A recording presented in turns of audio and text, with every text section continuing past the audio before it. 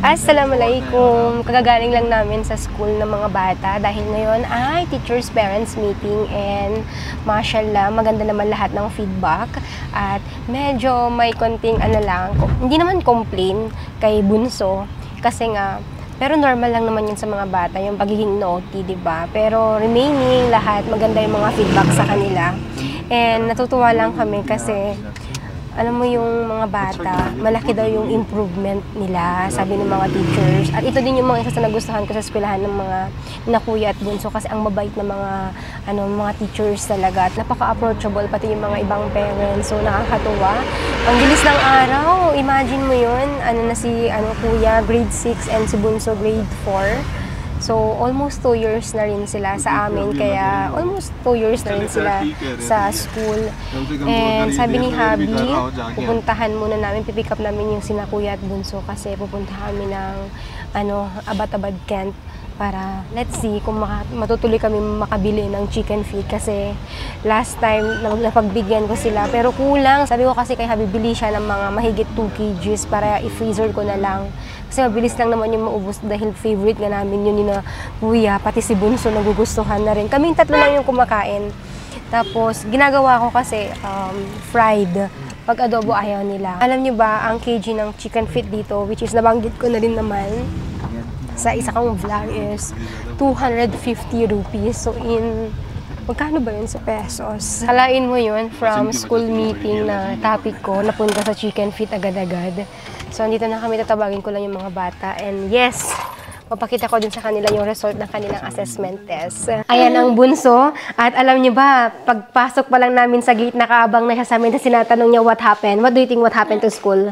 Tell me. I don't know. Ha, Kuya? Thank you so much. Why? You are so much behaved, Kuya. Look, so talaga to ni Kuya. Kahit may butas, hindi ko pa natatahi.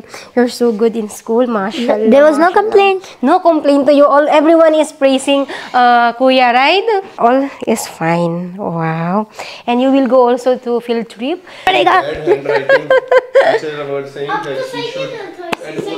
And they are saying to you that you are also very good, mashallah. He's well behaved. The only problem is the handwriting of Zanal Abidin. All these boys, Zanal Abidin, they are very much intelligent. Right hand, very much confident, very intelligent, but only naughty because of all friends. And yes, what else is saying about Zanal Abidin? You are so innocent. He's talking very innocent, like very cute.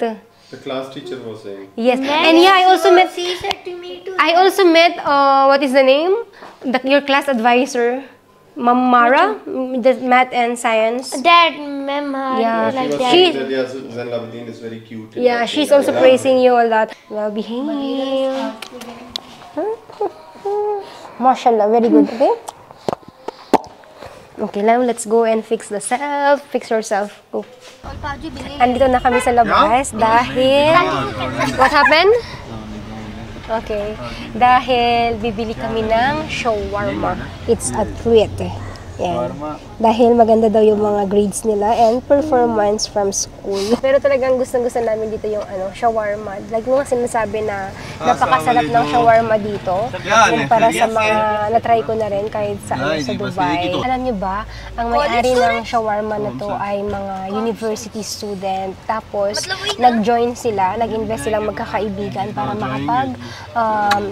para maipatayo itong business na to. Until daw nag-aaral pa rin sila. Parang tatlo silang magkakaibigan na sharing dito sa business nila. And believe me kasi, dami silang mga customer. Nung natikman ko tong shawarma nila, nagustuhan ko agad.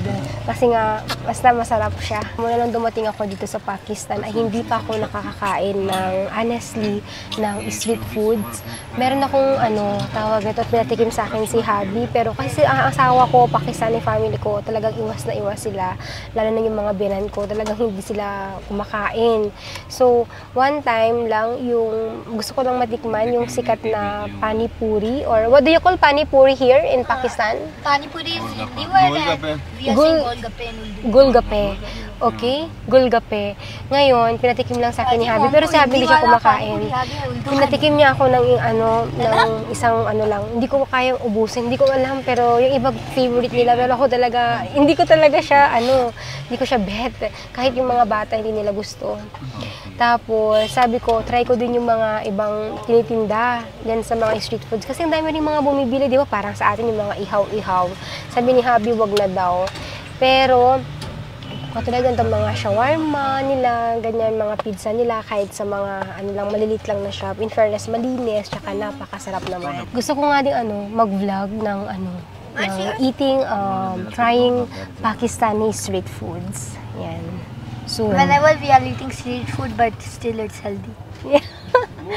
Dati mahilig yan, sina Kuya at Bunso. Pero nung pumunta na sila sa amin, hindi na sila nakatikim. As in, sila, not allowed sila ng street foods. Pero in fairness naman sa kanila kasi nakikinig at hindi sila nag-crave. Di ba? Before, you're eating street foods. No? Pero ngayon, hindi na sila. Here is our shawarma. May kasama pang plate. Yan.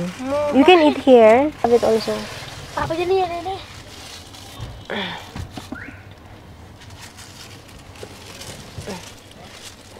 Pati si Habi tsaka si Bay, meron din sila. Ayan ang kuya. Gusto rin ni kuya to. Ako talaga yung una nakadiscover nitong shawarma na to.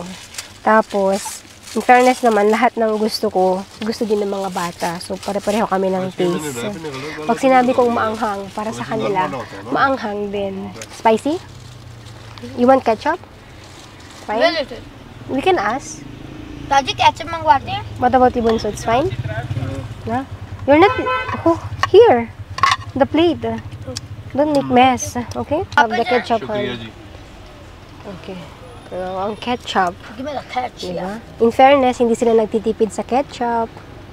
Mahilig yan si Kuya sa ketchup. Pero kami ni Bunso ay okay lang kahit wala. Ang sarap. Ang sarap siya. Si Kuya, inubos na ang ketchup, ha? Bakit alam na unlimited?